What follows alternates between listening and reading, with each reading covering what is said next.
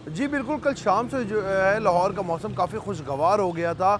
हल्की-हल्की हवाएँ चल रही थी, उसके बाद जो है आंधी आ गई और हवा तेज़ हो गई। लेकिन उसके बाद रात के वक़्त जो है लाहौर शहर में मूसलाधार बारिश शुरू हो गई और जबकि आज सुबह सवेरे जो है लाहौर का मौसम काफ़ी खुशगवार हो गया है।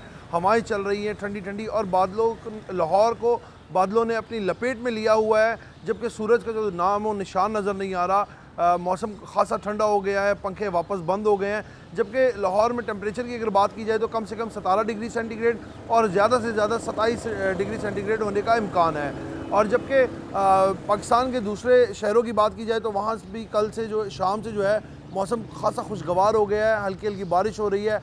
अभी भी लाहौर में हल्की-हल्की ठंडी-ठंडी हवाएँ चल रही हैं और लाहौरी तो वैसे खाने के शौकीन होते हैं, उनको तो बहाना चाहिए। जैसे ही मौसम खुशगवार हुआ तो लाहौर शहर के जो बाशिंदे हैं उन्होंने सुबह सवेरे ही जलेबी, हलवा पूरी और पकौड़ों और समोसों की दुकानों का रुख कर लिया। जी।